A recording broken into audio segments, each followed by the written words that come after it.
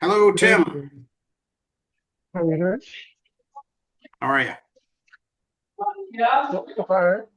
Back to the usual grey room. Yep. It's a gray world. Yeah. You, So you you have your summertime flipping tomorrow, right? we have, yeah, daylight savings is ending or beginning or doing whatever it's doing. Yeah, it's changing. So We're falling back. yeah, so next week we're an hour later. Next week, what? Yes, what with that will mean that will be an hour later for you. Yeah. Yeah. Yeah, Oh, that looks like a mark with a new yeah, ceiling. iPad 19. How you doing?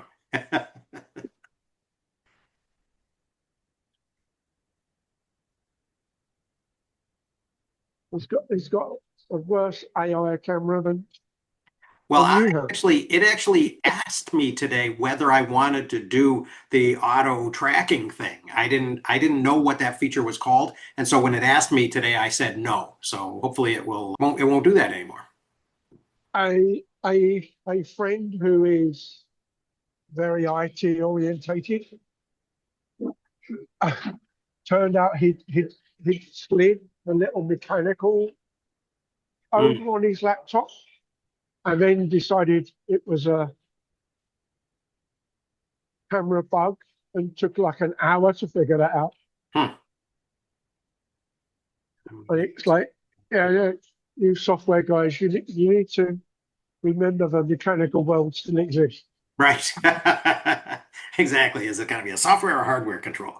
Yep. We need some switches and dials. I like switches and dials. Yeah, yeah, Yeah. yeah. With As you with can't say crank it up to indicators, 11 unless you know what a volume dial is. quite. So, Uh, uh,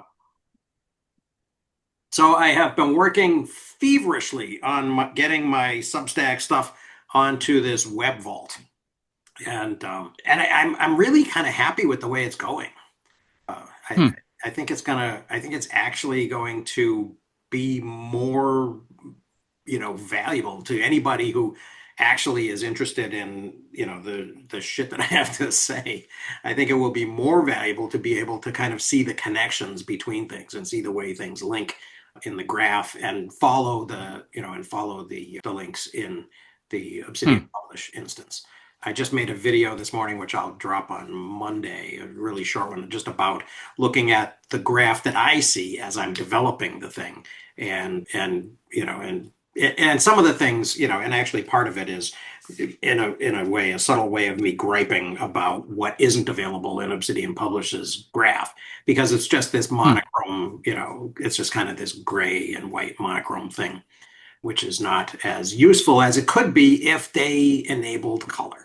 Even if they didn't let you actually um, specify, they didn't let the user specify the colors. I don't think they would need to do that. But if the author could specify the colors, right, then I could distinguish, as I do in my own, kind of internal graph between the book reviews and the, whatever other things, the world history content and the Readwise comments and things like that. So so the It, publisher makes it go monochrome, is it? when you it, publish, the only two choices that I'm aware of that, I mean, and maybe there are, who knows, maybe there are community plugins that I'm not aware of at all, which is entirely possible. But as I understand Obsidian Publish, it can be turned to day or night, right? It can be dark or light, but it's basically monochrome. So there's there isn't a CSS type control within the publisher. If there is, I haven't found it. So your text is all black and white as well. My text is black. Yeah, my text is black and white. There are no themes really. There's just a, kind of a light black and white Oh, theme, okay. a there's white and Uh, black theme. that's a shame, le- especially if you've got a particular theme that works well Yeah. with whatever formatting you've got. Yep. So when you format text inside an Obsidian document, the markdown document, the highlighting color doesn't come up. It's It just, entirely dependent on the theme. Yeah, you don't get to specify. It's yeah, but when you publish it, oh yeah. that goes monochrome as well. Well, it goes So to you get, actually, you know what? Let me tell you exactly what it goes to. It goes to switch accounts to that one, and what it goes to is purple in this. If it's dark, and let me see what it looks like. Yeah, it's purple. Yeah, so the links go to Uh, yeah, the links go to purple, and And they're you should light be able, purple if they're empty, and they're dark purple, I think, if they're full. you should be, if when it's published, the endpoint for publishing, you should be able to add a CSS that's custom Hmm. there.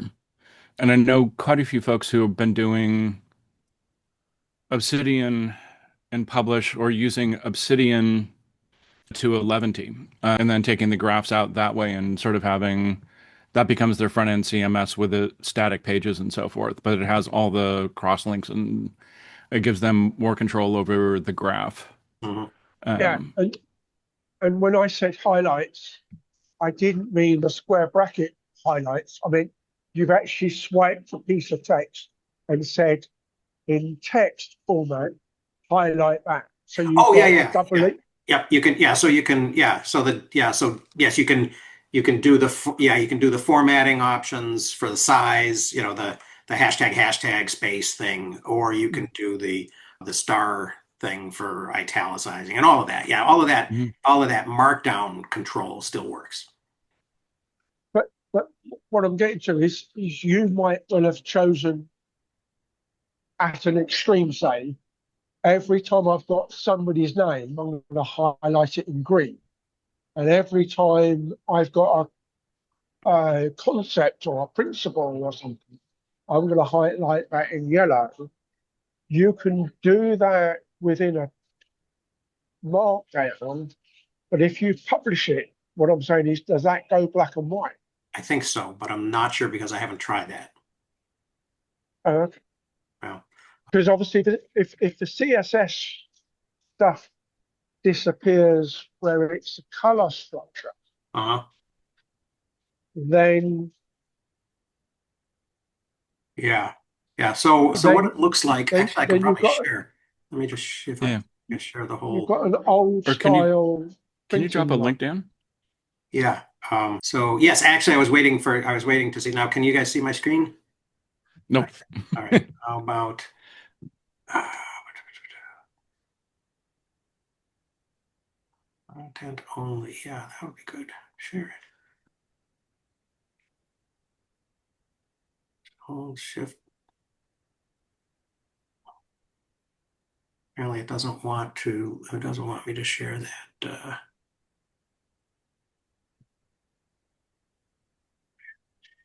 We have shared in the past. Yeah. Yeah. Maybe I'll try sharing the other screen, the other desktop, see if that works. Hmm. No, it's not working because I got maybe it's something with my two desktops.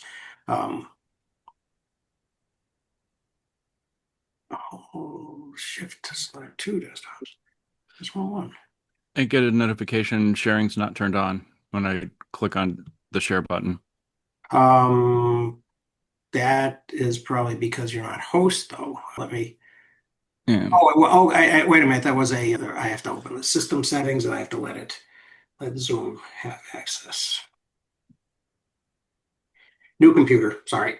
Um, Hmm. it says I would have to quit and reopen. So I'm not going to do it. Sorry. Just Do you have a link? yes, I was going to. Yeah, I was going to put the link in once everybody had arrived so that everybody would get it, but maybe everybody's here. So let's Yeah. copy. I can look at the to see what's underneath it to see if there's hooks for the CSS to glom onto. Huh.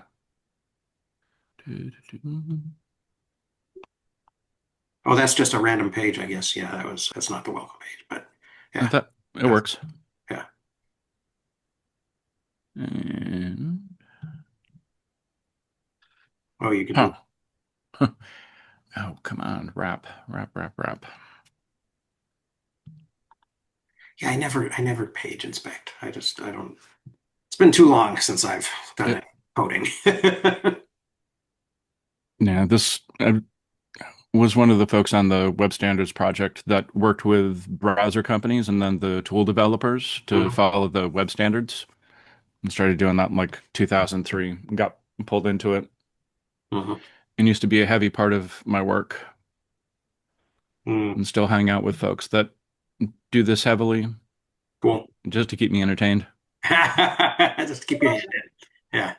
Yeah. So yeah. So in any case, the I've been waking up in the middle of the night with ideas and running over here across the room from my bed to my desk in my There's, apartment. well, I saw your email or one of the emails. Other than I thought, oh, maybe you're using the email setting to send it at like your 3 o'clock in the morning. But now you've confessed. Uh, Yeah. Well, it's yeah. And it didn't work. Did it work for you? Because I got a email from Pat that it wasn't working. There we are. right, I got there was one of them where you've said you're using the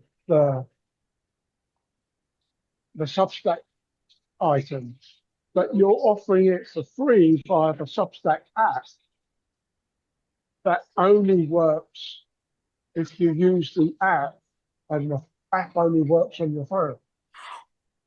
Oh, I see what you're saying. I didn't really understand. Yeah, I didn't really understand your response. Yeah. Okay. So that makes sense. Yes, I've been, and I'm sure Pat will be mad at me if I put this behind a paywall. Um, which is ironic because he's somebody that has actually contributed. So, but I am sort of thinking about this as a thing that I could do after I'm working. And so maybe I should make it free until it's done and I'm not working anymore or something like that. So, and maybe that will get more eyeballs on it, which would be, probably a good thing. So that, yeah, that's Look, the welcome page is the starting point is the second thing that I put into yeah, the the project. from the first link you shared and looking at the graph, it looks like Obsidian.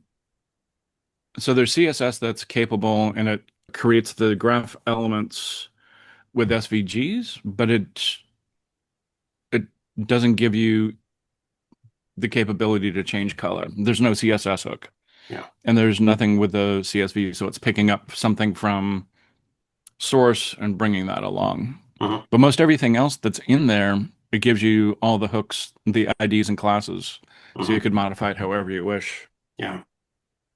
Yeah, I like it. I don't mind it at all. I mean, it's serviceable and, Hmm. and I'm not really, Wow. looking to customize it that much. And the thing that I'm going to be working much more on, more on in the in the foreseeable future will be getting the, 1,500 plus Substack posts that I've made over the last 5 years into this thing. Right now it's got about, I don't know, Oh, 200, cool. 225. And I hope, I mean, because I'm not even really aware, honestly, of how much linking there's really going to be. I suspect that there's going to Hmm. be a lot, and I suspect that it's going to be interesting, and I suspect that it will sort of facilitate that sort of aha moment when you say, "Oh my God, look at the cluster," or look at all of the, look Hmm. at all of the look at all of the links between those two items or whatever. And that's Well, sort of the that's Zettelkasten talking to you, dream that we all have. The Yeah. well, that Kommunikation mit Zettelkasten. well, that presumes that graph is not so much editable but zoomable in Yes, the format you're sending it. it will be. Yeah, And it It is. is. It is. Yeah. Yeah, I'm zooming in it now. even I'm playing around. Yeah. Yeah, you can, all right, you can zoom it, you can drag, you can move, it's movable. You can drag things around. They still have the gravity of the links and stuff, or the elasticity of the links.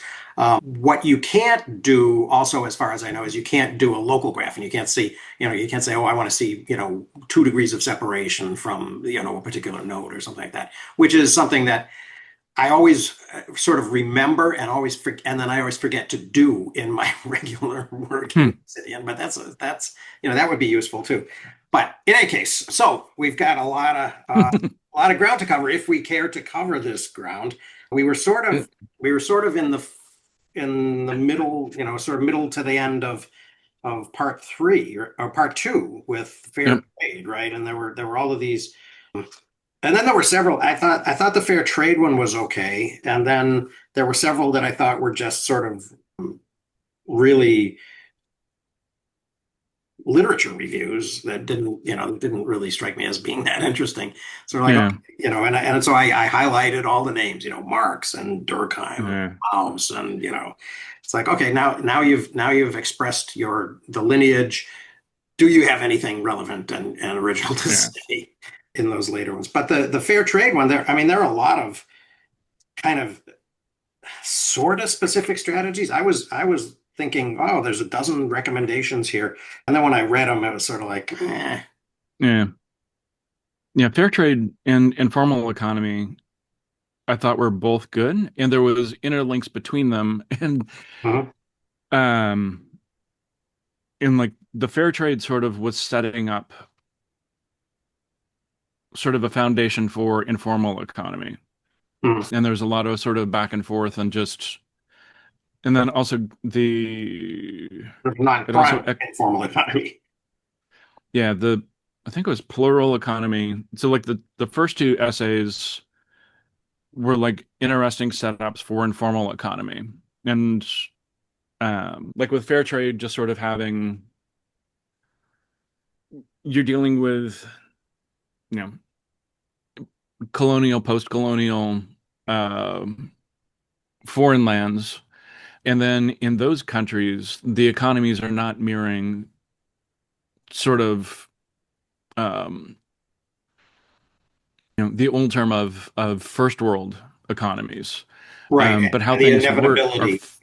yeah, Yeah. things are far more loose and in the edges and the cracks of everything, Yeah. and people are able to make, I would say, living, and that was sort of the moment where there's sort of that informal economy and people sort of living in the cracks and doing sort of these odd things that needed to be done and figuring out how to get paid to do them. Mhm. Going back to the very early premise of human economy in the book of this is, economics is helping people live and understand, you know, how to continue human life. And and that's sort of one of the things with, within economics, what are the pieces that are not within view? Right. Um, and it's kind of the interesting thing with the essays because it's within economics, there's sort of large economics, but then you have all these really small focal points that help you tease out Hmm. what is going on, what are the components, what are the variables if you're building models, Yeah. helping you see why when X happens here, Y doesn't happen, but Z sure does. Hmm. And it influences G. And you're just like, why is this going on? And so being able to frame all these components and to understand, when X happens, what happens when you take the step with X Yeah. and lean into X. Yeah. Well, and that I guess especially from a sort of a global development perspective, that's relevant and kind of important. I thought it was I do think it's sort of interesting this, and I didn't love the micropayments, or the microcredit, Yeah.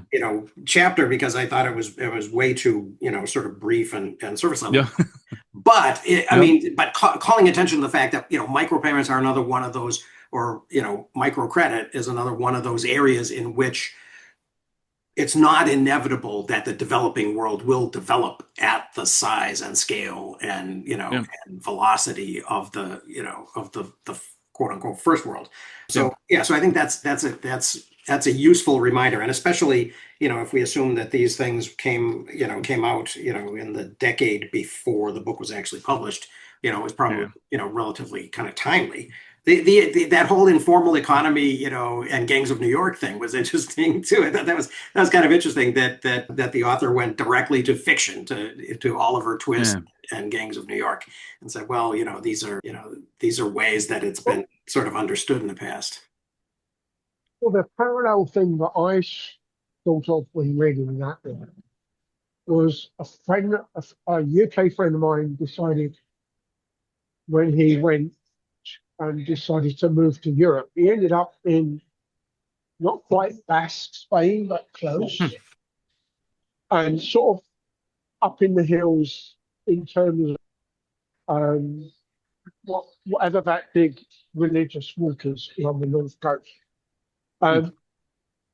And when he got there, and he's come from the UK, so he's sort of not quite my age, but it's close. So he's historically he's a GPO phone landline person.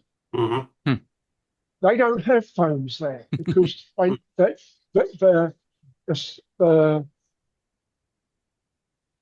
sort of the Franco age economy drive never reached the mountains. Mm-hmm. So rather like microcredit, particularly say in somewhere like Kenya, which is all through mobile phones, where he lives in, it's all mobile phones from as soon as you could get a mobile phone as a Nokia. Mm-hmm.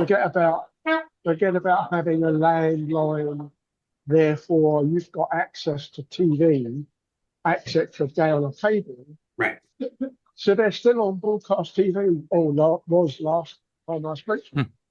And of course, the job I did just before moving to here was convert the BBC from a broadcaster to a digital company. Mm-hmm. So it did a couple of data centers for the BBC, so they could have resilience and redundancy, etc., Mm-hmm. in being able to put the TV up. And so the imbalance and the good things in some respects about third world stroke development being able to leapfrog straight to things like village scale and village to village networks for solar power and not needing a power Mm-hmm. Yeah. power station Right. rather than a coal power station. Right. I think that's to me overall has not really come through as strong as it might, although we might catch up later. Well, yeah, the political implications of that sort of, you decentralization, you don't have to string phone lines around a village or a city or whatever in order to get people communication services, I think has huge social and political implications. Yeah.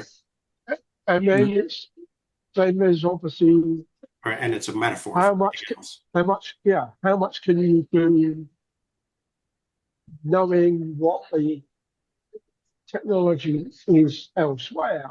Mm-hmm. How much can you do locally? Because you could miss steps rather, because you don't need to develop a steam driven engine, then a diesel and then a petrol, and look, we can go electric. Type thing. Right. Kind of leapfrogging, that whole technological development. And I'm not sure whether it's because this book's 15 years old, but we're not seeing much of that. Yeah. But in other respects, 3 months ago, maybe a bit longer, I was looking in some detail at various responses to the UN 17 Sustainable Development Goals. Mm-hmm. The things, all the clever graphics and all the rest of it. They are beautiful graphics. They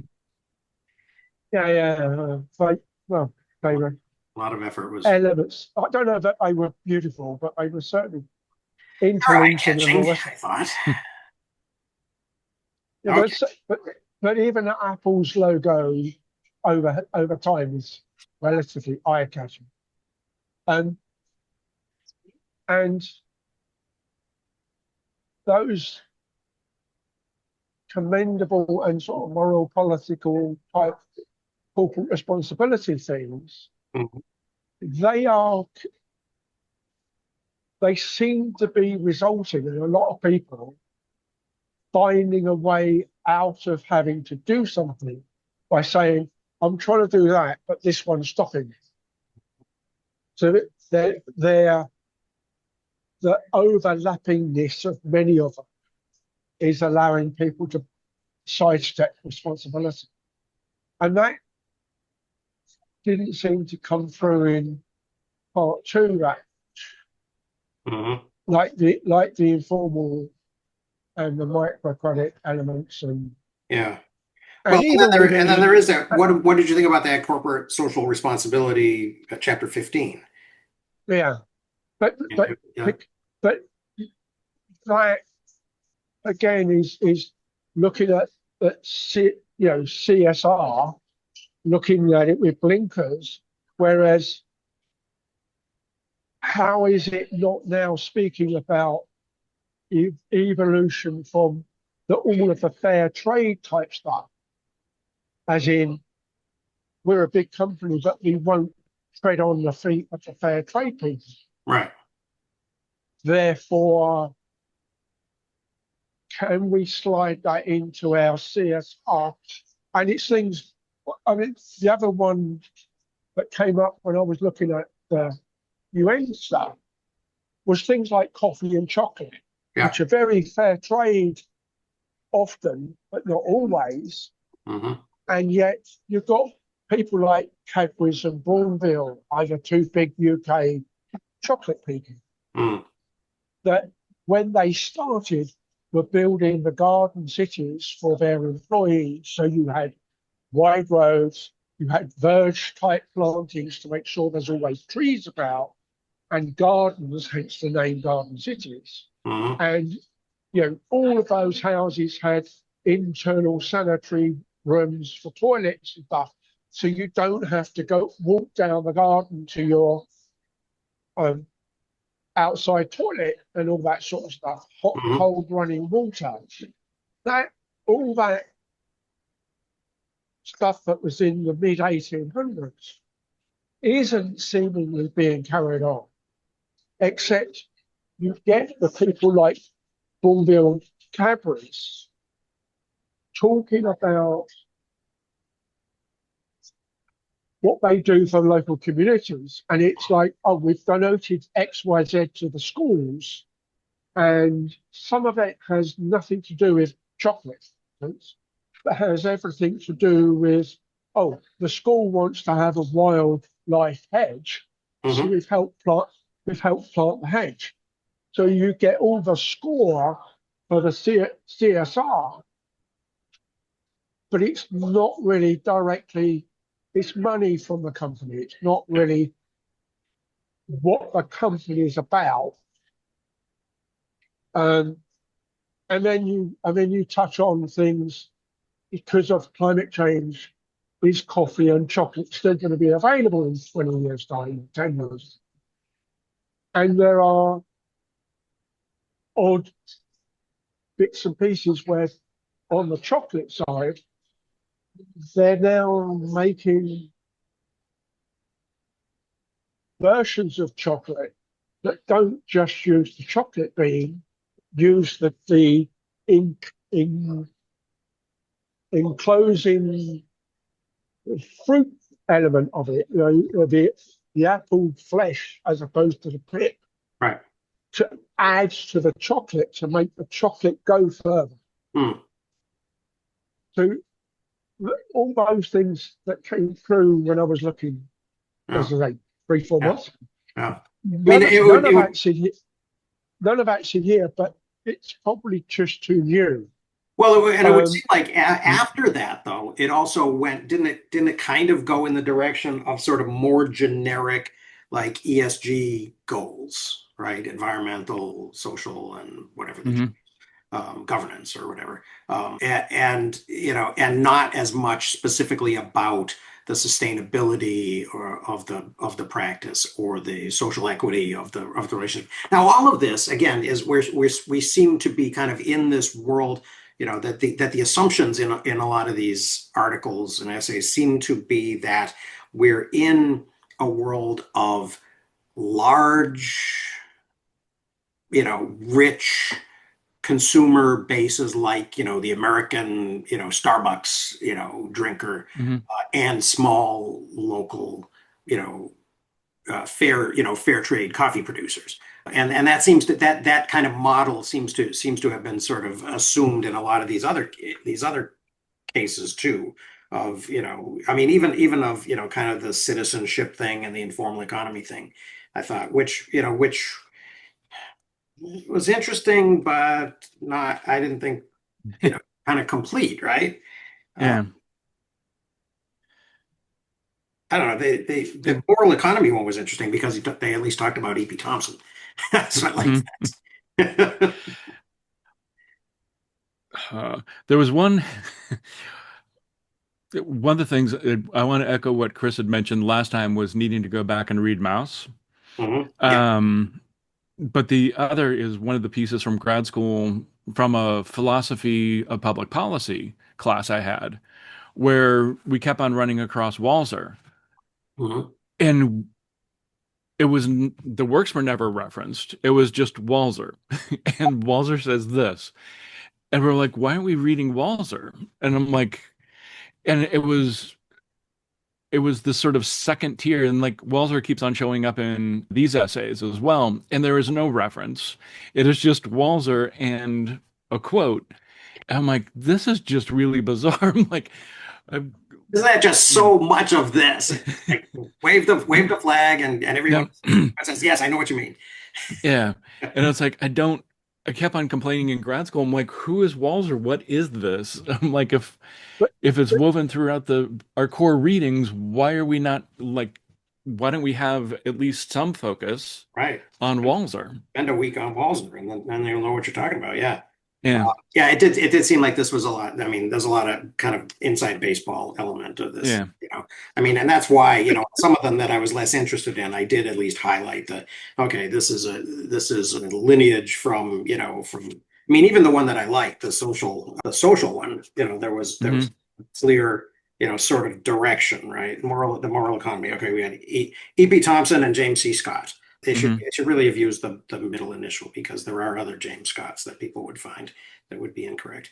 And then Pareto and John Nash. And I thought that was interesting. I mean, Yeah. and I won't be, and I guess I won't be as critical of this one, right? Because at least the author, yeah, one author, Chris Hand, said something about, you know, kind of rounded these people all up, and then said, this is what it means. Yep. Nash equilibrium, is detached itself, ever more completely from questions of politics and society and morality, which, okay, yeah, that's Yeah. okay. I can understand that. That's better than just, you know, um, waving at Durkheim and, pulling, Yep.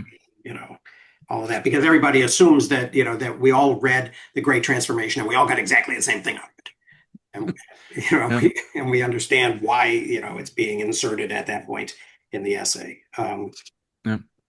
So yeah, but I did think that this was kind of interesting, and on the way, especially to kind of David Graeber's Hmm. thing, It, which in which he said exactly what I expected him to say. yeah. It, I haven't read an awful lot of Graeber.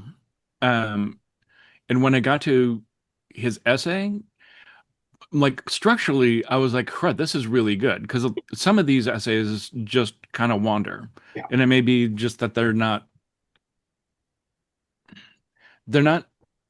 native English speakers or writers, but then also reading a lot of French translated works as well in the past, where it's just like the flows of essays function differently than in English.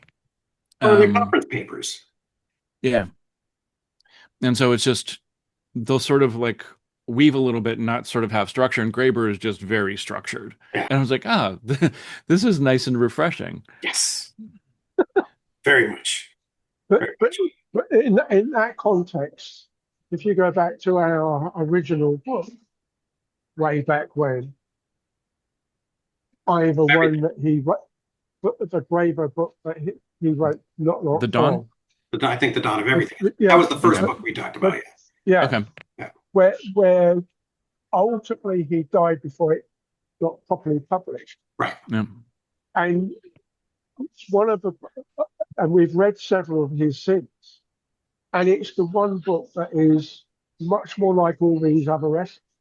It's Mhm. not. It's in a dire need of a decent editor Yeah. that knows what Yeah. he's talking about. Whereas things like Debt was much more like this essay, very well structured, very clear, and Contained. I was trying to think of a word that wasn't restrictive in any way, because I don't think the essays. Well, I mean, contained in the sense that that he stuck to his point and he didn't go off on oh well, yeah, a tangent. yeah, You know. yeah. Although he did, although actually in Debt, that whole idea of the caring element of the of debt and an unfree social situations and stuff was a little bit of a weird twist to me. I thought that needed to be more expanded on. But that's yeah. Well, I mean, in the dawn of everything, you don't know whether you're going to blame Wayne Grow rather than well, it's kind Graeber. of funny now that several years have passed. Excuse me, I'm curious Mm.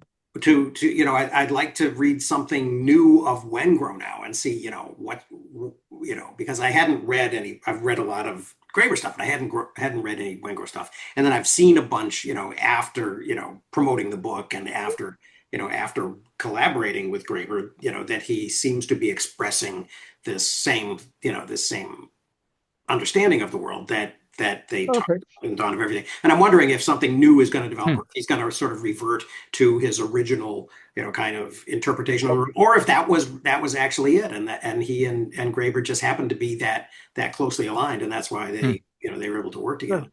Well, in a similar vein, I mean, you've mentioned David Reich's book on the genetic studies of Right. Who we are, why, how we got. early humans and modern humans, or early modern humans, and what the genetics has shown. And oddly enough, I was reading a chapter of that this week, and I then thought, well, hang on a minute, this is the way it's written from literally like a couple of 5,000 years ago. So just before writing becomes Recorded history, yeah. recorded history, but after farming Hmm. in that gap, but also repeating, and 15,000 and 20,000 and so forth back. And he's talking about the then humans that are now being found, where one of the hunter-gatherer type of people who hadn't got farming but had become sedentary because they were managing their Right. hunting and gathering. Right. And Right. And because the population density was lower and because the land was abundant. Yeah.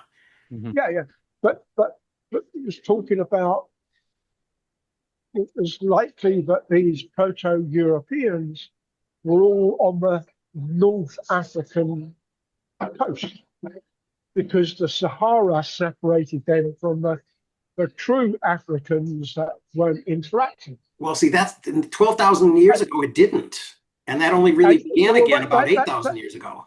That's the point that I was about to make, because for other reading, I was just been revisiting what is the climate cycle The Green Sahara, that yeah. controls, amongst other, the desert here, which is all, the far end of Well, Sahara, absolutely, yeah. really. And the Green Sahara period went all the way through the Arabian Peninsula, yeah. So that Yeah, whole yeah, was yeah. temperate. Because it's not that separate. It's not like the Gobi Desert Right. or the Indian Northern Desert, except Mhm. they're a bit one step too far. Yep. And it was like, oh yeah, he's David Graeber seems to have missed that completely. But he's a geneticist, not a geologist. Right. But he keeps talking about how he keeps trying to align his work to overlap all of the archaeological stuff, Right. because he's now trying to say, can I show that my different people types match the tools they're making? Well, and that's where it'll be interesting if he comes up with something that he doesn't have an actual explanation for, and then somebody else comes in from another field and says, "Oh, yeah, that can be explained by the Green Yeah. Sahara or by this," and that provides another level of kind of validation for him. And that to me is the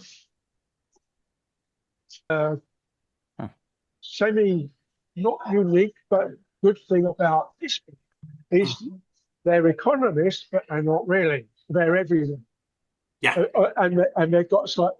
So it's like if you go back to like chapter 8, the environmental economist, and I said last week about all of a sudden there's people I know. I mean, of course, right at the end of that chapter, or at least halfway through, you've got Odom, and Odom, as in Frank, Eugene, and the other two, right? And it's like, hang on a minute, this is those electrical diagrams that talk about how to do ecology. That it was. I'm at university when I found those out, and it was about the same. It was a brand new book in the library, so it's 81, 82, 83. But that those got made into a formal book as opposed to various papers that showed the scope of that. And it's like, okay, so this is like a step up from a Shankly diagram. As an engineer, we all know those sort of thing, for a total flow in, out. Yep. Second order differentials of consumption, stroke creation of pollution, and all that stuff. Second order differentials. Well, and they're met by second order metaphors, right? And so, what you were just saying reminded me of the Paul Samuelson circular flow, kind of hydraulic metaphor that he inserts in there that we talked about when we were talking about Hayek or whatever a while ago. Yeah. But it's interesting, but and that can be overextended, right? And that paradigm can be sort of shoehorned into places where it doesn't necessarily really fit. It is interesting to me though that we get, we do have people, in history we have people like E.P. Thompson, right, who is kind of more of a philosopher, and he's connected with the literary world as well. And we have, Raymond Williams, who's really, he's a cultural historian, but he's really a lit guy.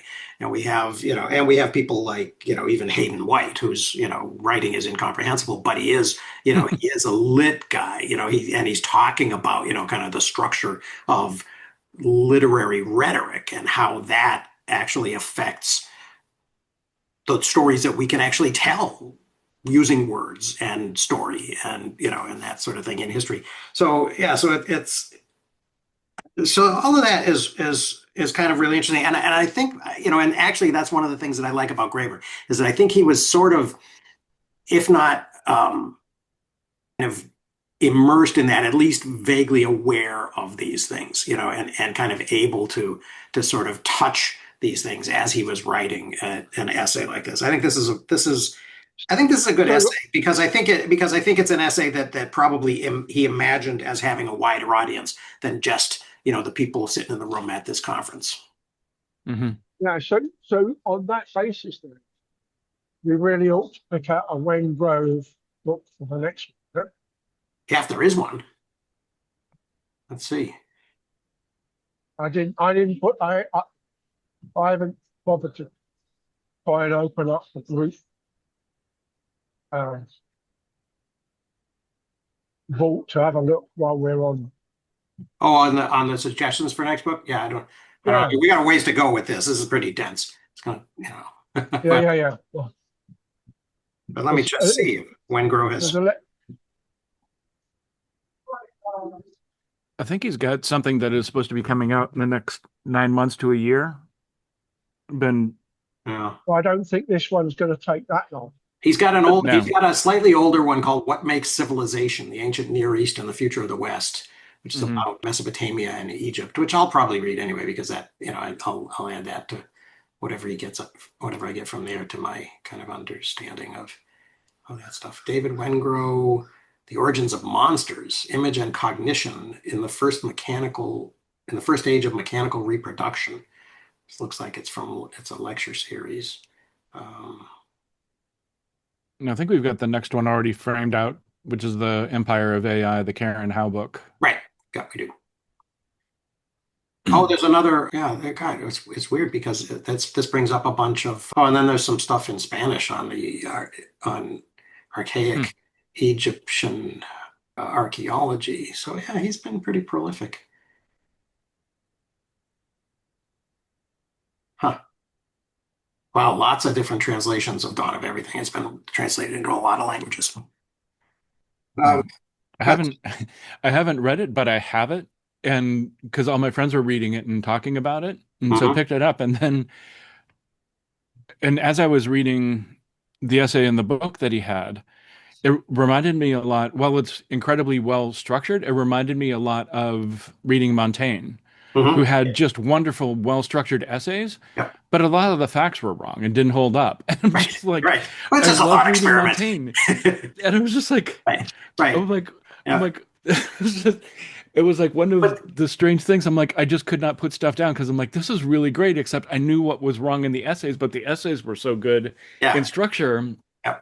And that was running through my head as I was reading the essay, because in Dawn of Everything, some of my friends were picking things out and talking about them. I'm like, that's not fully accurate. Hmm. When he's talking about certain cultures and things, I'm like, it's because there was a Northwest tribe. They're like, oh, they had slavery, this and that when they would conquer. And I'm like, I Hmm. know those tribes well, and through because I grew up in the Pacific Northwest, Hmm. and we'd have people from local tribes come in and talk about their history and stuff.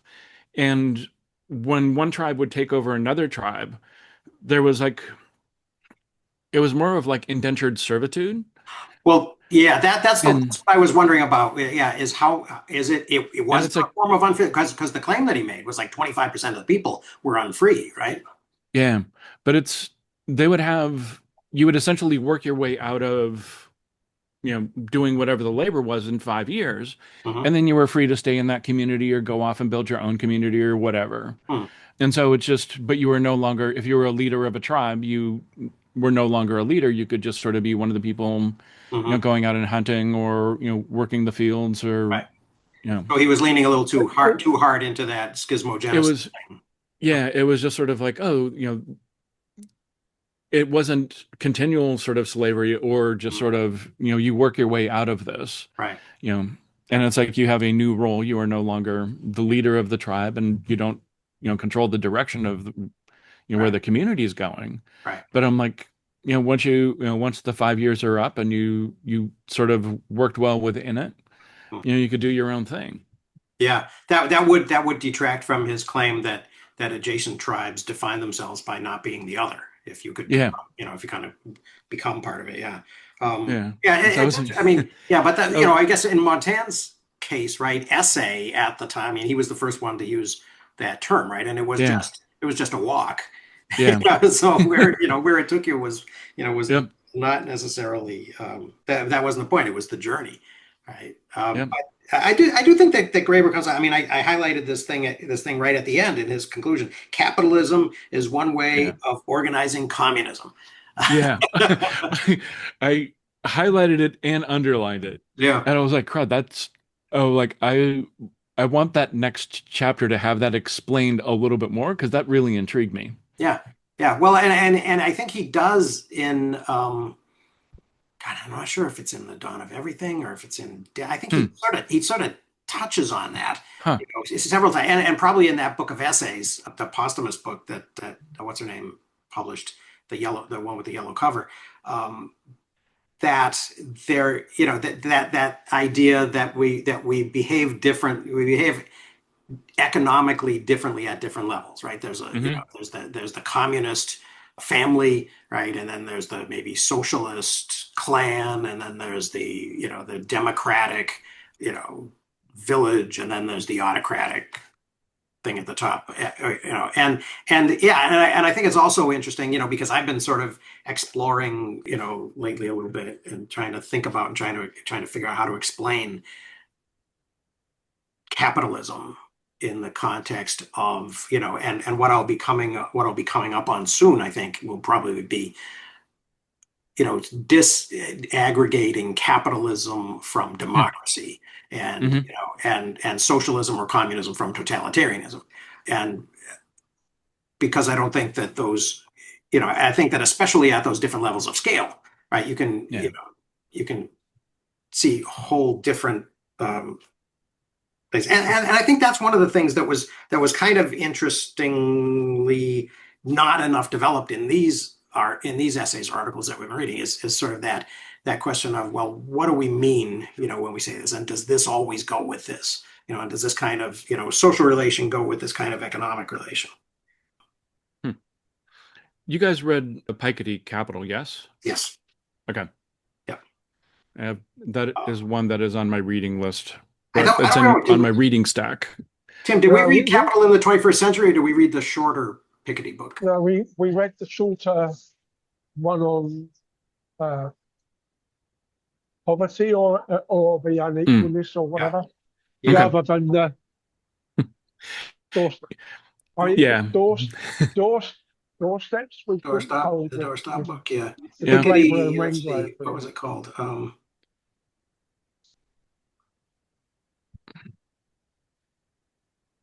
Yeah.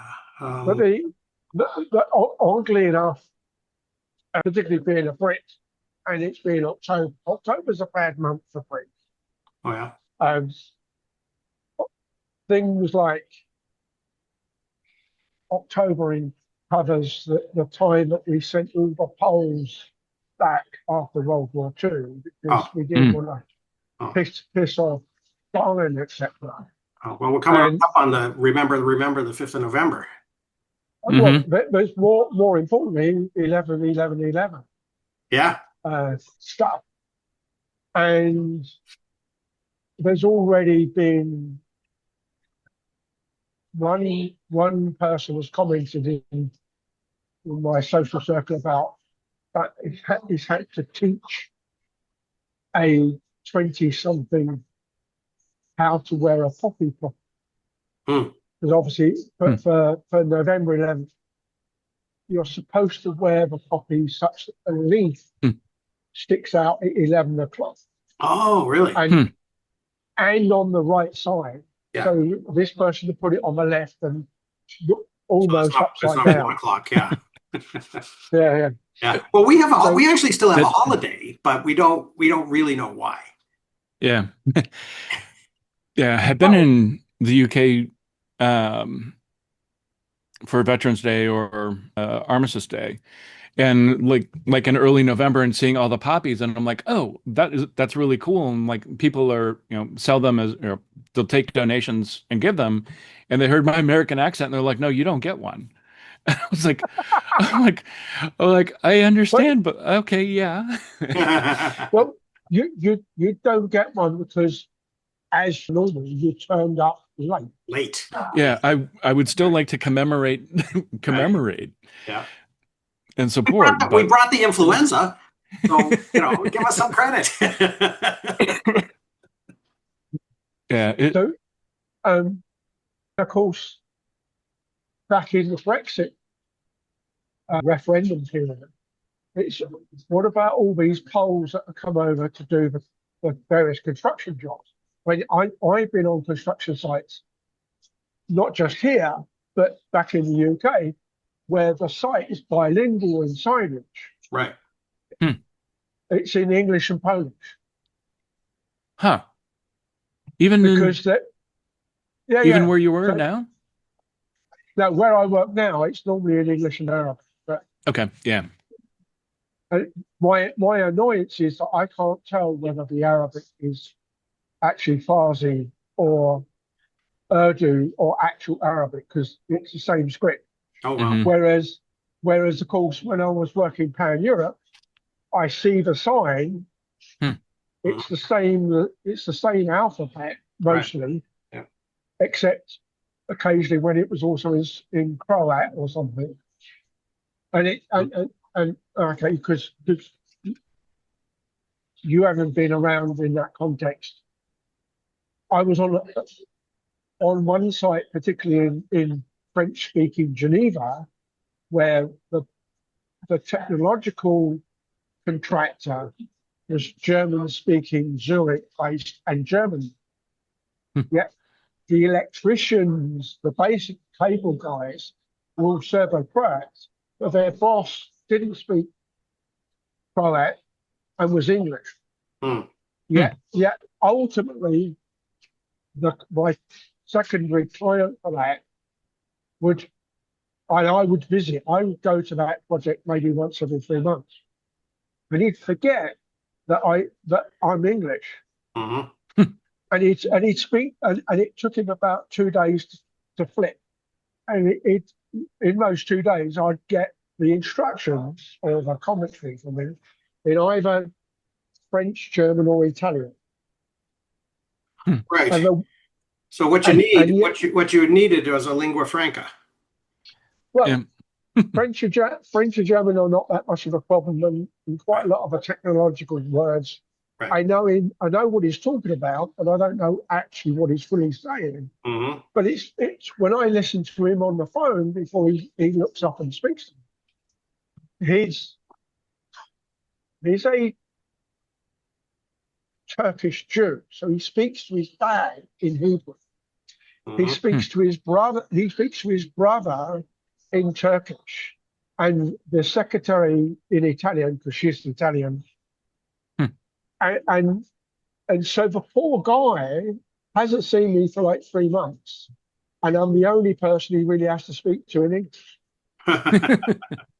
So, And so, so back to this, and I yeah. guess we're kind of on the communism article, chapter 19.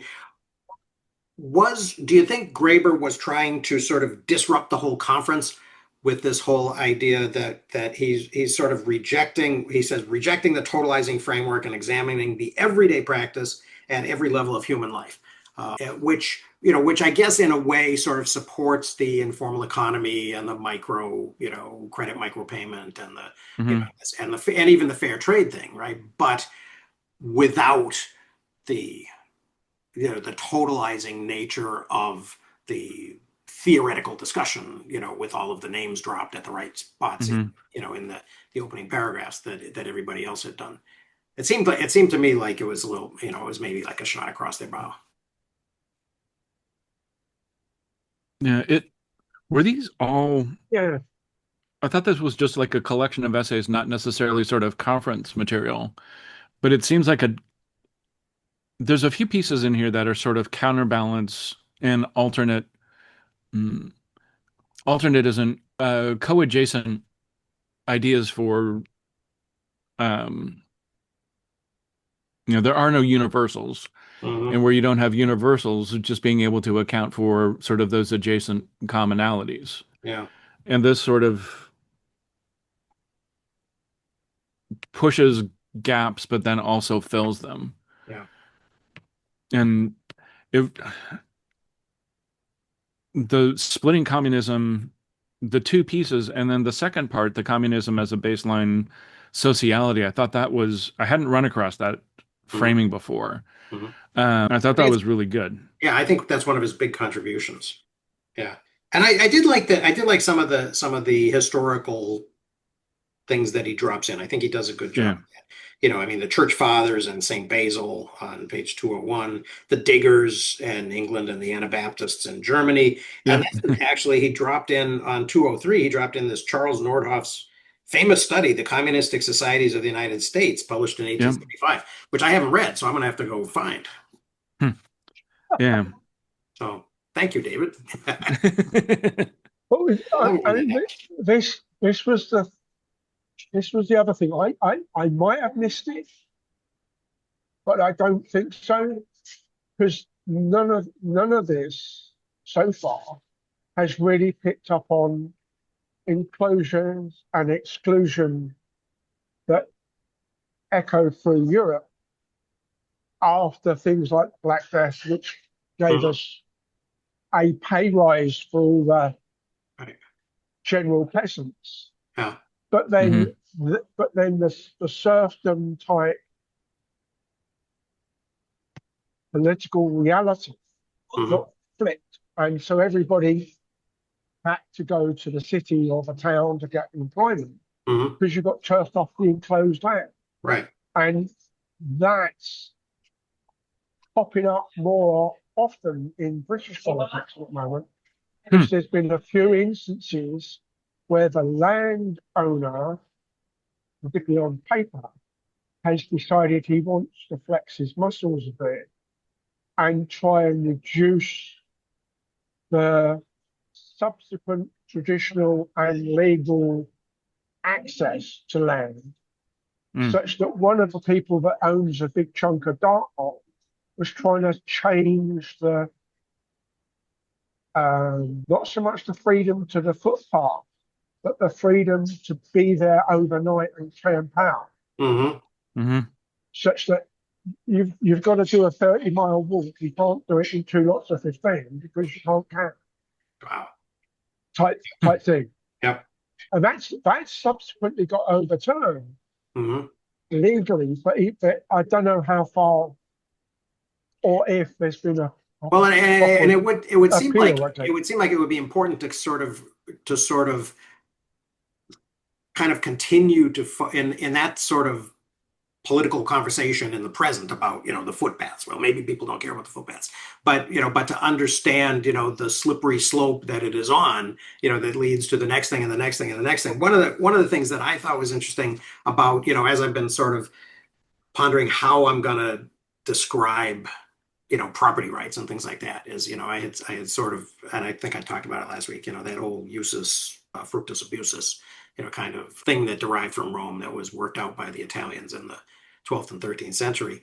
Um, but exclusivity is the land version of abusus, right? Because in the ancient world and even in the early modern world, right, there wasn't really that much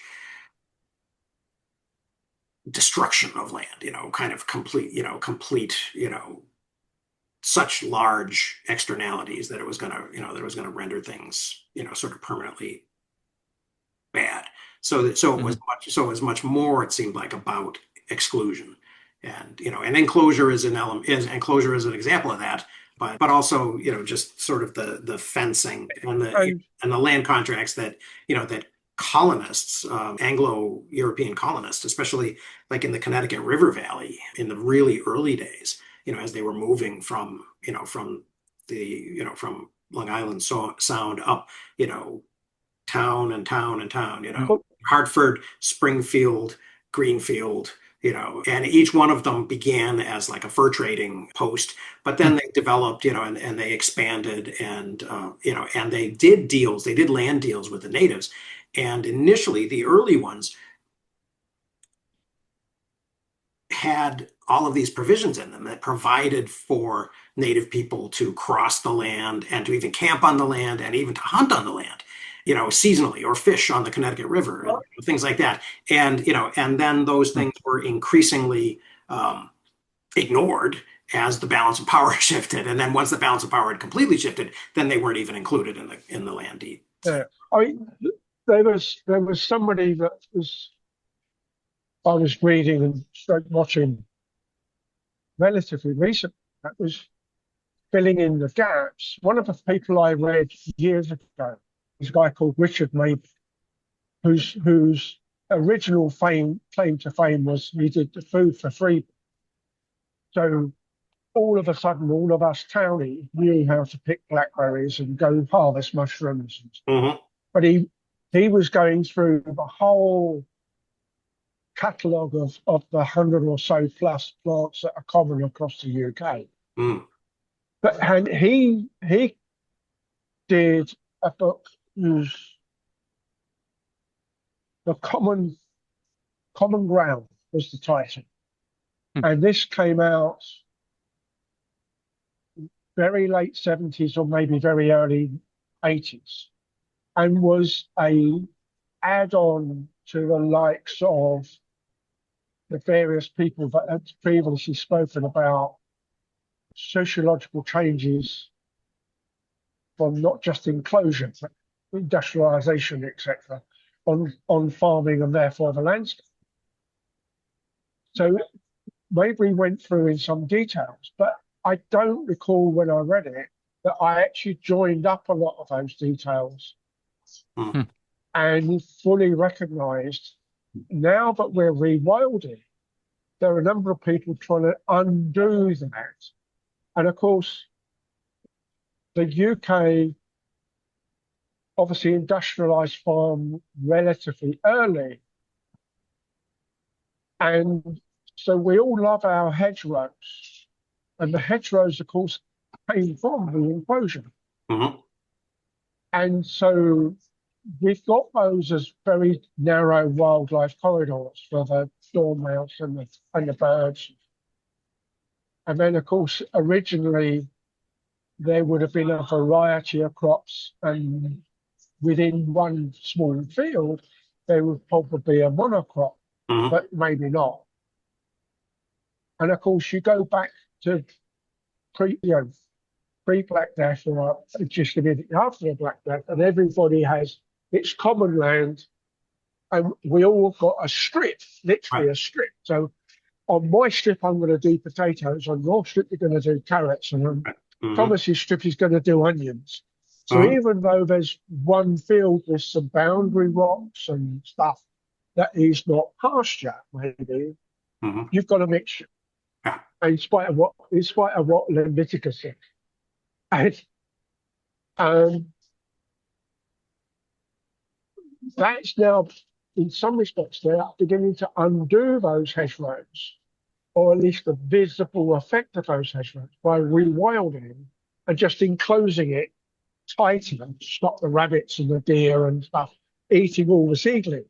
Mhm. Because if the grass is not being maintained well by grazing, then it will start slowly but surely to go to scrub and there'll be a few blackberries around, but lots of seedlings. Right. And what's that result?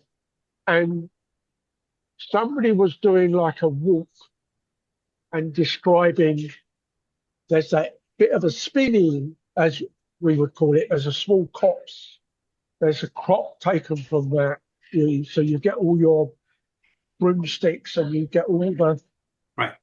stuff you need to make a Chippendale chair, Mhm.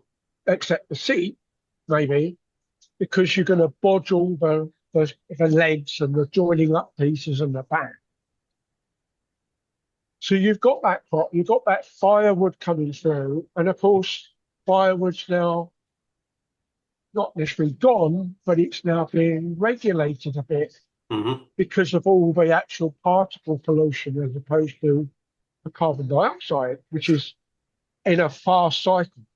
Mhm. So all that started to join up and get sort of explained them, and we're now releasing beavers and stuff in the UK and looking at the lynx Yeah. as being the next big one to release, Mhm. which haven't, neither of which have been around for multiple centuries. And how much good that does or doesn't. Mhm. And part of the reading for this, of course, particularly I think from memory, back up in the feminist bit and the bit before the environmental again, sorry to go back, but there's all these references back to things like ISEW and GPI Mhm. that have a validity, but they're not always linked to the landscape or linked to agriculture in a way that's where ultimately all the base money comes up, which of course is in the news in the UK because poor little Prince Andrew's just lost all his money. Poor, poor little Prince. Um, So one of the things that sort of strikes me about this is that I think it is giving me these ideas that I think would lead to something else. I think it would lead to something about sort of small c communism and Hmm. commonwealth in the E.P. Thompson kind of formulation, and this one. So I sort of returned to this one on citizenship because I thought there were some. It was really Hmm. vague and frustrating, but kind of in an interesting way that I thought was, maybe was kind of pointing me in a direction, right? And it begins with this: citizenship is an ambivalent legal, political, and moral construct. And he goes on, this Paulo Martins goes on to say, that there's this problem of the relationship between the individual and society and the public sphere and the idea of equality and communal or social property. And then, kind of jumps into that question of, so where does this idea of equality come from? And where, Hmm. and what are the, and these assumptions that we kind of have made. And then he goes back, and maybe I just find it refreshing, in the same way that I did in the other one with E.P. Thompson, that he goes back to, Hobbes and Rousseau rather than, Mauss and Durkheim and Marx and Hmm. Polanyi, for once, for a change. But this idea that morality, politics, and rights are considered to be the unquestionable foundations of citizenship, and then is reinforced by this kind of idea of this sort of monolithic idea of human rights. So what do we have in places where those things are not necessarily, um, kind of front and center, top of the priorities list, right? What do we have in you know a Confucian society, Hmm. for example, or a Confucian ancestor worshiping society, you know, Hmm. which maybe doesn't Yeah. put the same individualistic, kind of ideals at the very top of the list, and But how. I can't Yeah. remember which chapter it is, but there's one of them mentions a writer who's done a lot on China and modernization of China. Sandarel, something like that. Mm, Um, and his other works talks about how that um, Opium War loss and all of the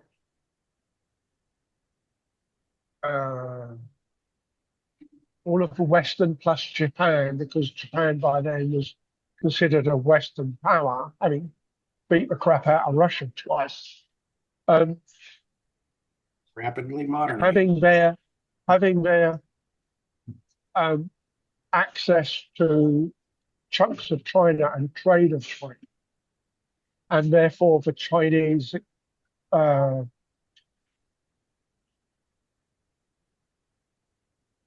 are not ashamed. They use a word for how those things went. I forgot what that word is, or the embarrassment or something, whereby they weren't in control for the last uh, dynasty that was on the emperor's throne. And then, of course, World War II comes along and everything changes again. Um, and Sanderling, whatever his name was, covers a lot of that and recovers it as and when communism takes over, and then revisits that well after the uh, revolution and subsequent cycles of totalitarian rule, and they're slow moving to be trying to be modern stroke capitalist limited, because we said about communism with a small c, they're capitalists with a metallic c, at least, if not small one. Mhm. Um, and that was somewhat overlapping, but I didn't get as much from this reading so far Yeah. on that, as I would expect. Yeah. Well, Yeah. there's another. I'm sort of jumping around from place to place, but in on 178 in the welfare uh, Mhm.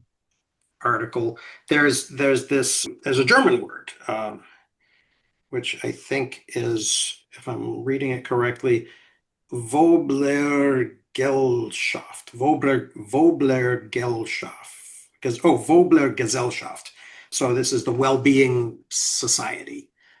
And I've been thinking about that because I was thinking this week, as I was thinking doing things about, I don't know if it's dropped yet, but I made a video about another one of these capitalism videos about generational wealth and inheritance, right? And and I kind of continuing that riff on the idea of exclusion and and landed property and stuff. But also the thing that occurred to me immediately after making this, and like I said, I don't think it's dropped yet, but it'll be hitting soon. And my immediate thought was, my father is going to react to this, and he's going to say that this wasn't a problem for us because we came from nothing. We came from peasants in the south of Italy, and yet we had, and yet we've achieved what we have, right? So this whole idea, the Gregory, what's his name, The Sun Also Rises book, Clark, I think, that this generational, social mobility is very difficult. We're the exception that kind of proves that rule, right? And so, so as I'm thinking of this Vogler Gesellschaft idea, I'm wondering if really the name of the game is just wiggle room, right? Is just kind of creating a society in which, yeah, there are going to be rich people, there's going to be inherited wealth. We can't eliminate social property to the to the extent where that's going to never, it's going to stop being a thing, but where people can still kind of work hard and get ahead, if they're lucky, but especially, but that it's not just, kind of that thing that Jaron Lanier was calling the winner take all society, right? Where there's a broader ability, there's a broader possibility for people to work and see results of that, and that maybe that is kind of the But within basis of all of this. within that, how much of this CEO type person is 300 plus times more salary than the average work type thing? Right. Um, That certainly makes that where, more difficult. yeah. So where do you draw that line? Well, and that's my question is, and how far do you have to push that back before you get Yeah, back to a civil society that is equity. relatively humane? Yeah. As in, you guys are going through a shutdown, so I hope none of you are going to be relying on feeding yourself with your snack payment next week, type thing. Yeah. But it also, because we haven't had one for a while, early on in season 1 or 2 of The West Wing, back in the day, West there, Wing. there was the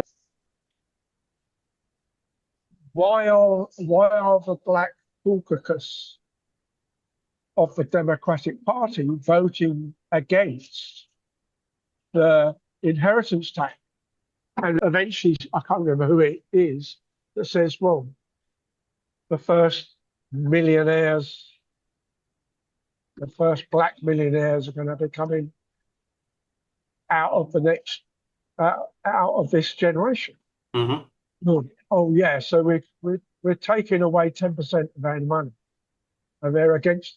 So, and Well, yet, of and course, this is America. We're all just embarrassed millionaires well, yeah. waiting for our ship So, to come in. and the other one on a similar vein, albeit not a West Wing quote, there was I can't remember who said it now, but if you're not British, you can't be British in Britain. If you're not actually German, you can't be German in Germany. But we can all come to the America and become Americans. Mhm. Yeah. And yet you see certain people in your government at the moment seem to be very against that. Well, they seem to be wanting to draw a line and saying, well, maybe not everybody can come and Yeah. be American, but to give them some credit, or to give them the benefit of the doubt, or to maybe portray how they might see it. If people come and refuse to assimilate, then then do they get to call themselves American in the same way? And that's a big problem. Yeah. I think that's a problem in the UK right now too, isn't it? Yeah. That's the one of the things that's always been a bit of a bugbear on from my perspective. Mm-hmm. I mean, I live under effectively Sharia law. Mm-hmm. Sure. Yet particularly here, about a year or so before COVID, they added in for the UAE a change which was called the law of tolerance, or the tolerance law, which suddenly, that's cool. prior to that, if you weren't married, technically committed a crime if you had sex with somebody. Oh. Now, I'm not, providing her husband doesn't complain. Okay. So you just have to be more careful. But at the same point, they also decided that the normal punishment for being homosexual is not being tossed off a tall building. Oh. So that's good. they would deport you back to your original location. That seems more reasonable. Which was regardless of whether they would toss you off a tall building. Because well, they can't be responsible for everything. No, absolutely. But I was thinking in terms of this element that we're talking about. I'm going to go back to Graeber and Wengrove and all that conversation from Candy Rock to the Jesuits. Yep. As in, you Jesuits and you French people are disgusting because you don't treat your citizens well. Yeah. Yet we do. Yeah. And at that point, it's like if you wanted to put a number to it, I suppose the chieftain or the elders stroke serious people of the clan stroke tribe are maybe valuable in terms of their accessibility to resources, because it's not really ownership in the way we think of it, of maybe 10 times the average tribal member. It's certainly not 300 times, and it's certainly not about to get $1 trillion for a bonus. Right. No, absolutely not. And as a matter of fact, and Thomas, the thing that's interesting about the dawn of everything is that it begins with this discussion of the indigenous critique of the Europeans. Oh, cool. This dialogue between Kandiaronk and the Baron La Hontan, and then it sort of returns to that at the end. So it really should have been 2 books, because the interior is different from this beginning and ending chapter, although they're thematically related. But the thing, Tim, about these chiefs is oftentimes their whole deal was that they had to give everything away. They had to be seen as the source of whatever abundance or whatever sort of righteous, legitimate distribution there was. Although the women frequently controlled the actual resources and the fruits, that was kind of their role, was to make sure that, it wasn't exactly a potlatch, but it was an equal distribution of things. And there wasn't really a lot of accumulation, right? There wasn't really a lot of stored wealth. Hence, sort of the idea of it's at maximum, it's 10 times the average. Right. But I'm also conscious of the fact that it's not money, it's prestige and their ability to serve the tribe and the community. Right. It's not tangible assets, right? It's social. But it doesn't need to be. But it's a bigger thing than just, we're going to use money as the metric. If I can measure it, I can manage it, I can control it. Whereas very well, if I can store it and if I can defend it, are the other two. Yeah. And you then go to Graeber and debt, and that's why you need coinage to pay the soldiers to protect your assets. I just used the ideas from Graeber and debt. It was the Middle Ages in ancient medieval world last week, and I did the Carolingians, and so I talked about Carolingian coinage and how they didn't. I mean, aside from pennies, they didn't really mint a lot of pounds or livres and shillings or sous, right? But so they were kind of more accounting units, and that's one of the things that Graeber says is that that throughout even when there's no until I think it's not until the middle of the 1250s ish that the German silver mines really kind of go online.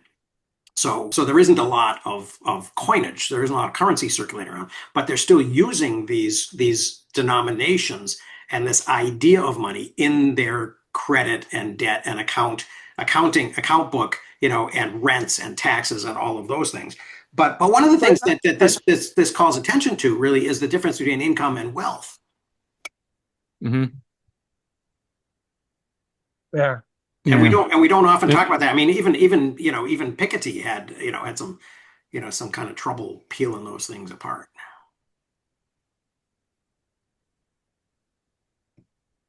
Yeah.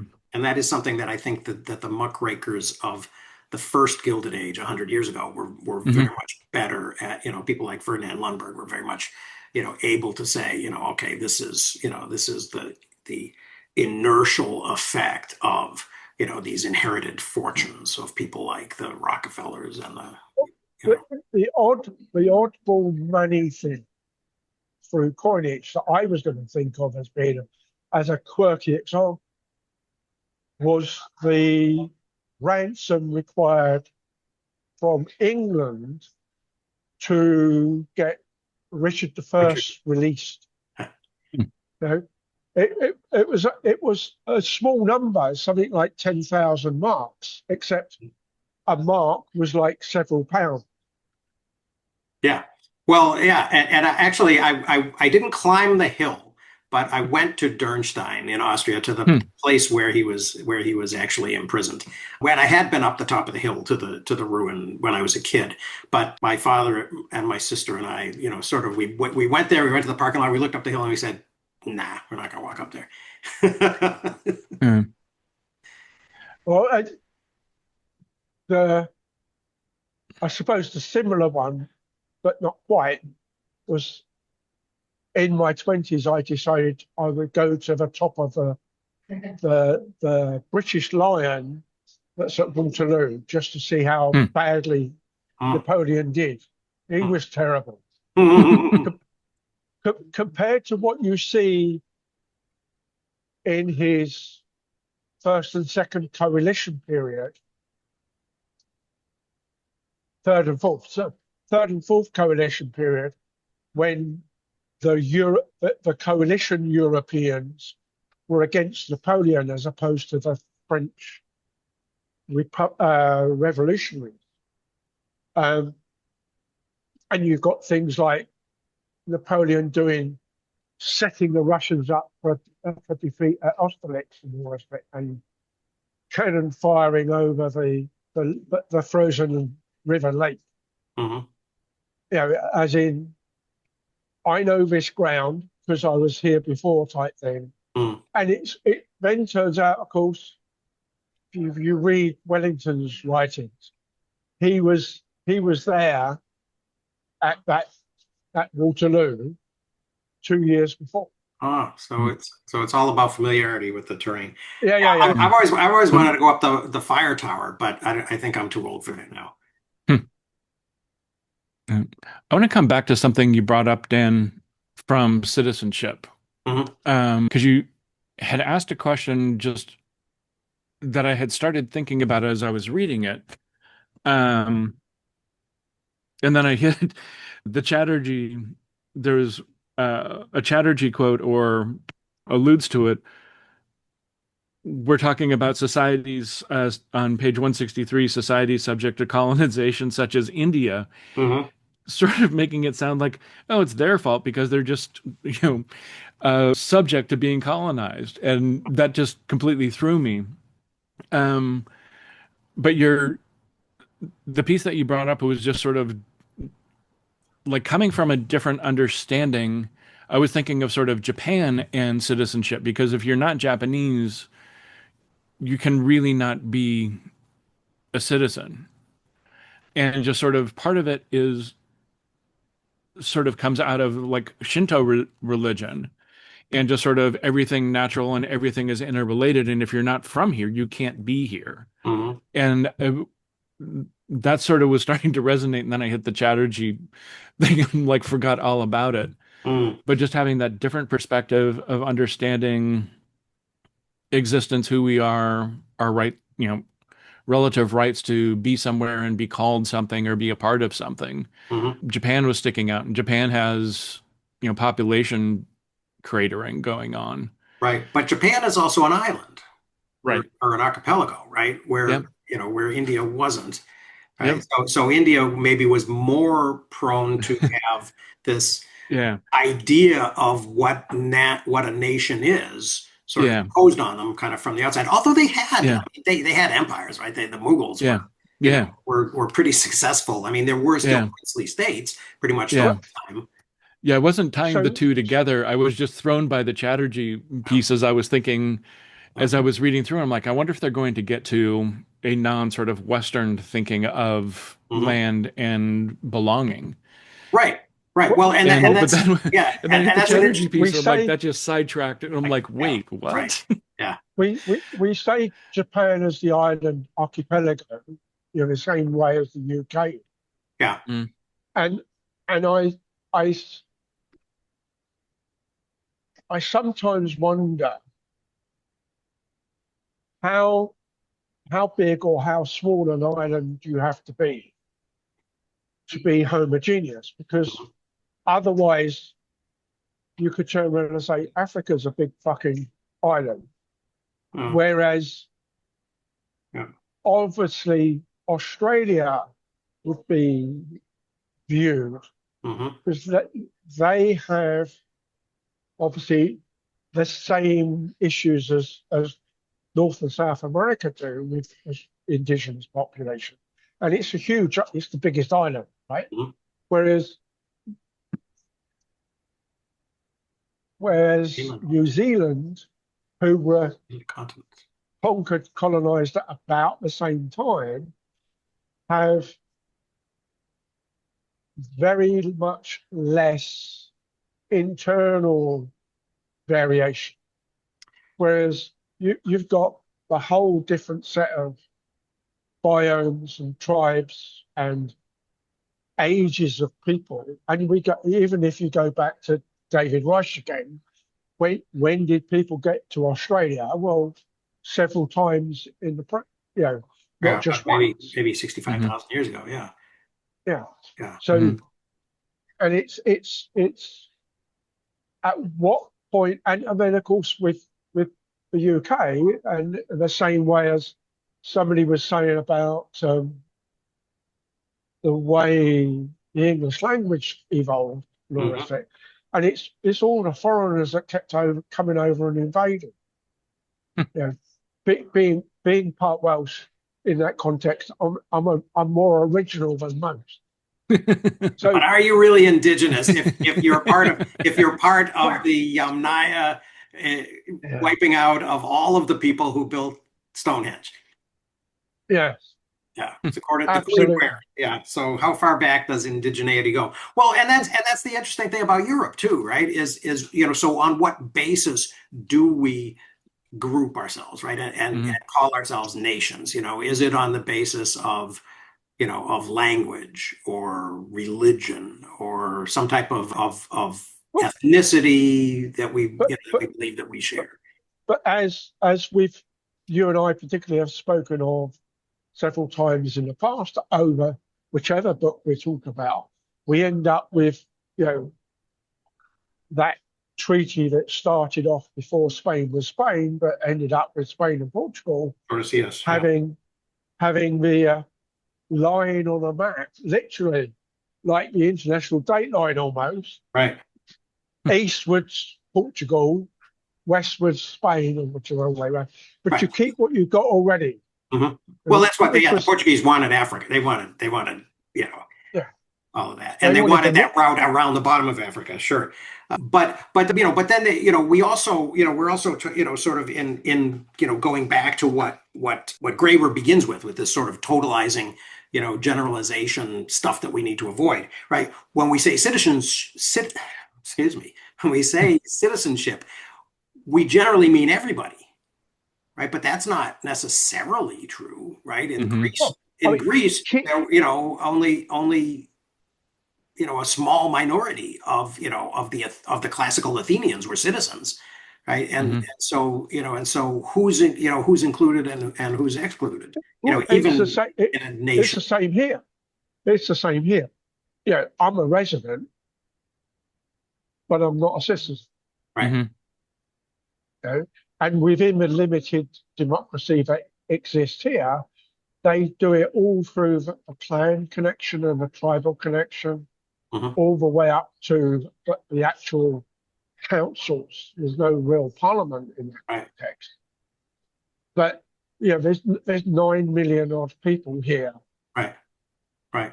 but Well, but and in only Islamic, 400, but only at 400 odd thousand people can vote. right. Well, and in Islamic history, right, under the Umayyads, only Arabs were counted, and the Persians didn't like that, and so you got a revolution, Yeah, yeah. and But the I, Abbasids. it's one of the things that I periodically throw in as let's see how fast I can burn the conversation. Yeah, I'll bet. As in, which which which which of you people are Arab? Hmm. And it's like, well, he's Egyptian, so he can't. Well, Mhm. hang on a minute. He's a white Egyptian as opposed to a black Egyptian.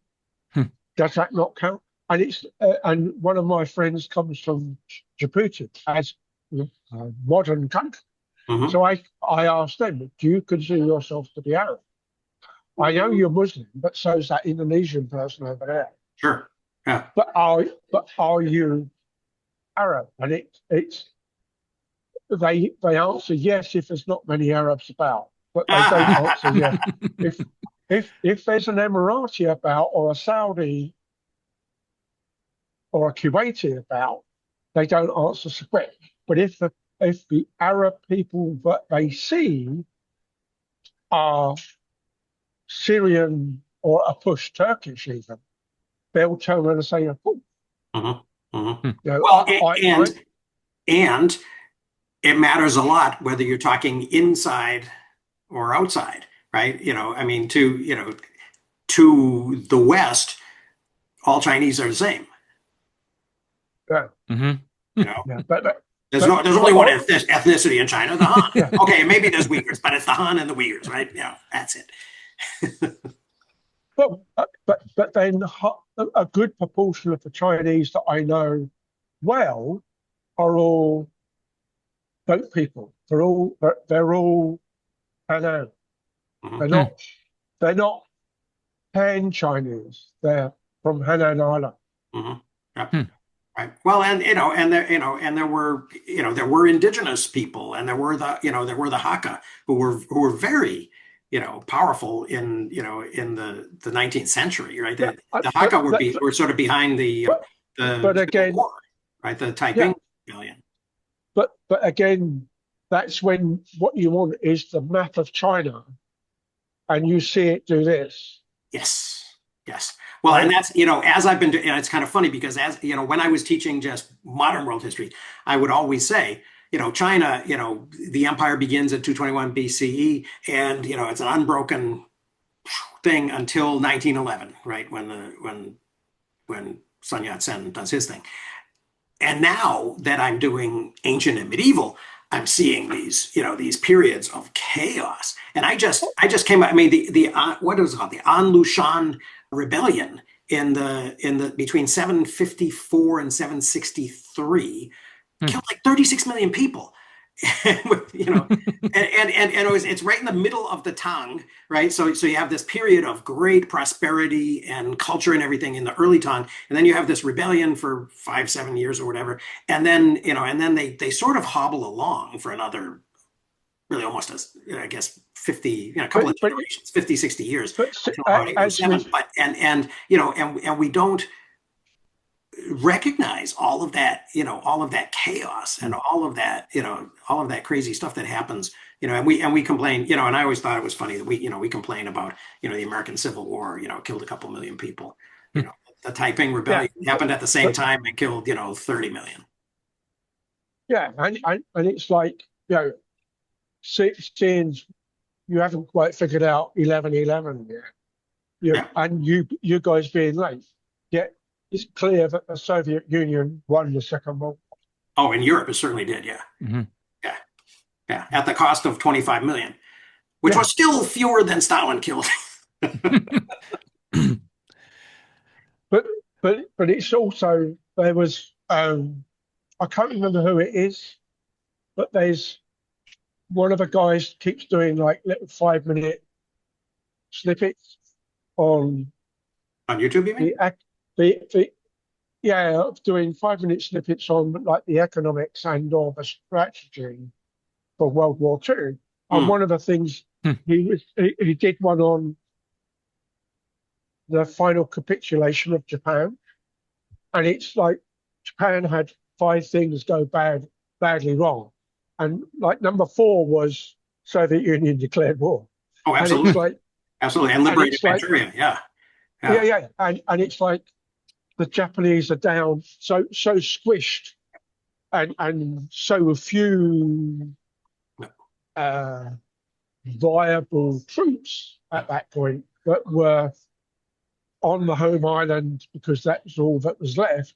Hmm. And it's like, hang on a minute, we just had whatever it was, 1.5 or 2.5 million Soviet troops just turned up, and we're now mostly out of Manchuria. Yep. So the game's over, What guys. Mhm. what happened? Yeah, what happens when they start coming at, if Right. the Americans come up from the south, Saipan upwards, and Well, and if the the Russians Americans have come, more nukes, right, which the Japanese have no way of knowing that we didn't, no, right? no, right, two was enough, but but it but but it was Well, two was also more than one, which was the point, right? Well, we could see we yeah, could yeah, keep doing this. yeah, yeah, and it was also um, General LeMay was also talking about we've got all these B7 now we're closer. Hmm. Now we don't have to go so far because we've got an island Right. nearby. Well, the Let's firebombing of Tokyo was so incredible. Mhm. let's bring all now that Europe's done finished. Right. Let's bring all the British bombers and let's bring all Focus all that attention. the eighth Air Force over. And so we don't do a bombing raid twice a week. Right. We do it round the clock. Right. Absolutely. Absolutely. Well, and it killed, I mean, way more people were killed in Tokyo Yeah. than were killed in Well, Hiroshima and but Nagasaki. but but there was also more people in Tokyo. Right. Yeah. So And more people left to be killed. Yeah. Yeah. Yep. Yep. Yeah. No, how did we get there? But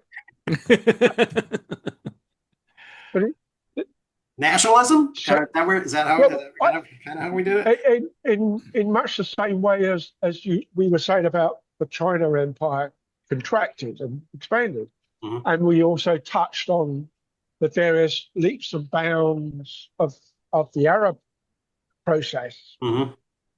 But the one, of course, I think of is like the first Brexit, when we let those silly French people have Western France back. And then, of course, we When was stupidly that? tried to go and take it back, and we only had like Agincourt and Yeah, whichever the other one was.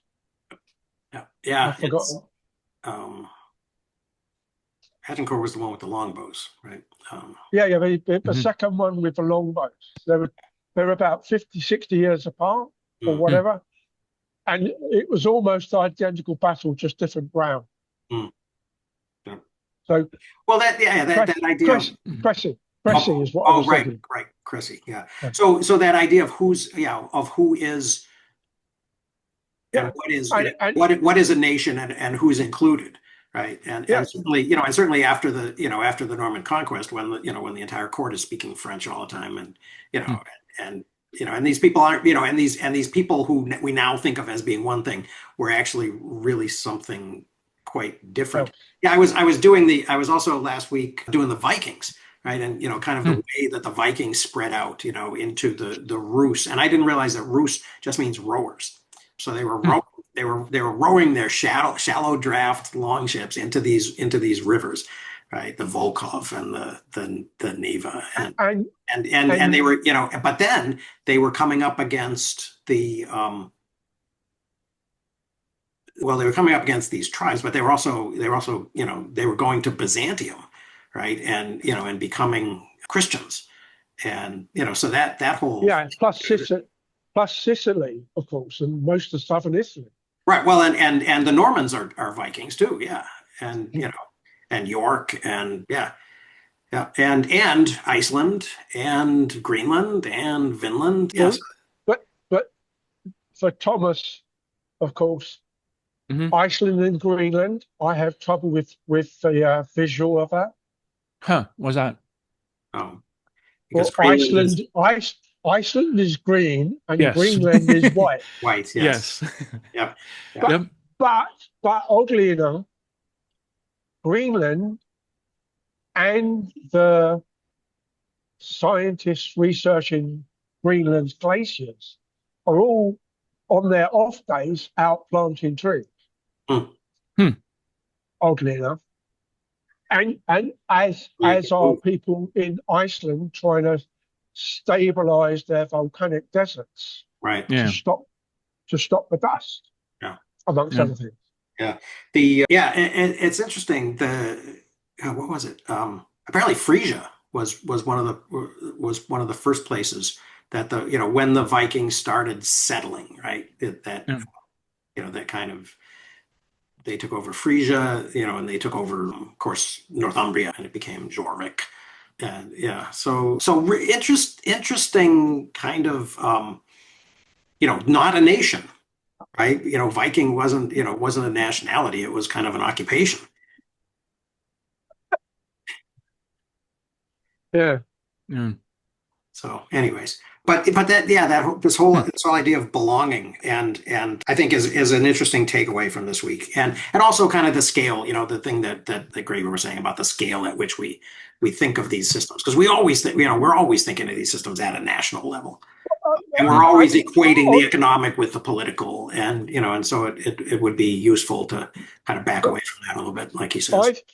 Even though, particularly from an English point of view, not even a UK point of view, things that you see in Parliament, like those people that sit on the Woolpack. Why is it a Woolpack? Because England's original dominance as England came because of shepherding and over wool. Mm. So particularly the crossbenchers in the House of Lords and the people that do the recording, Mm. they sit on the Woolpack, Oh, right? And there's those little tiny details of your supposed general culture. And for me, I'm from North London, so I get periodically asked, do I know where milk comes from? Because because in theory, I can't, if I'm sitting in the city of Westminster, I can't see a cow. But, but, but last week before last, was if you are something, I forget the name, you have the right to herd sheep across Tower Bridge. Oh, nice.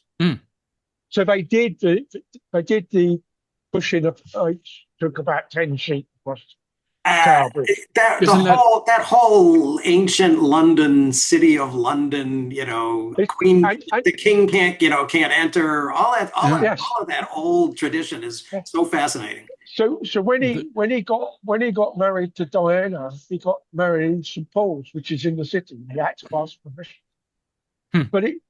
But where I grew up in North London, when I was growing up, the borough was 60% farmland. Wow. And park. Now it's not. Right. It's not, because there's 50 odd years of development. Right. Well, it's kind of funny because when I did my dissertation on peppermint, peppermint begins in Mitcham, which is now South London. But at the time it was a little farm village in the middle of nowhere. Yeah. And the funny thing was that one of my dissertation advisors, one of my committee, was a historian from University of Connecticut, retired now, named Christopher Clark.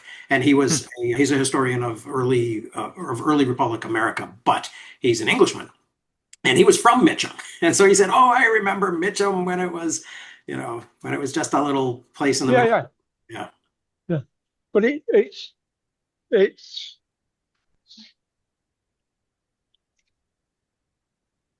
even when you go down to things like grazing and stuff, they were outside the walls. Sure. But they were still within the conurbation. Mm-hmm. Is there still anything? Is there anything there yet? Oh yeah, they're still. But the High Court, i.e. the Old Bailey, is still there as a court. And you walk around the area, you walk across what was Fleet Street, straight the Strand. They're just two roads that run into each other. At the boundary, there used to be a gate. There was a gate, yeah. And a gate, wasn't it? And the gates have gone. But you see those arches in other places. So in Enfield, where I grew up, just as you get to Hertfordshire, the next county outside London, there's a place called Theobald's Park. It's called Theobald's Park because they stole the gate from between the Strand and the Fleet Street and moved the gate there. So there's a park and you can walk through the gate. Oh, nice. So, and it's like, but same as things like for Enfield particularly, there's the New River. Well, it's like James II New River,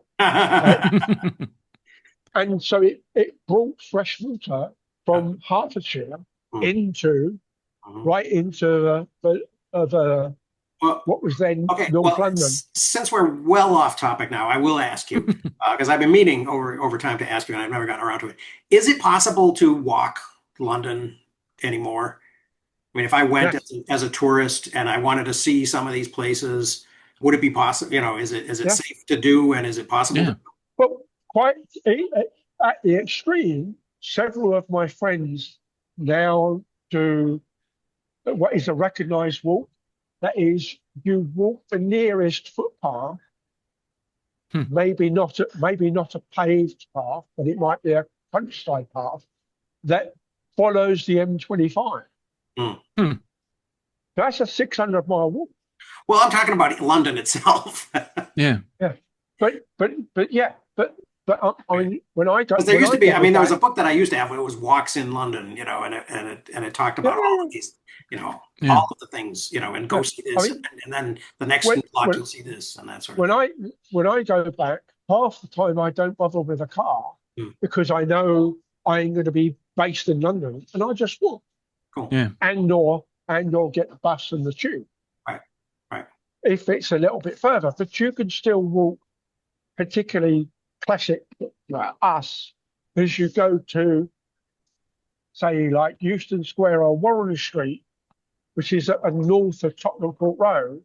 Yeah. If you walk down Tottenham Court Well, actually, Road, Warren Street is important, yeah, because because this character that I've been looking for, I want to trace his path. Bradlaugh lived right off of Warren Street, so Commercial Road, Warren Street, that whole area.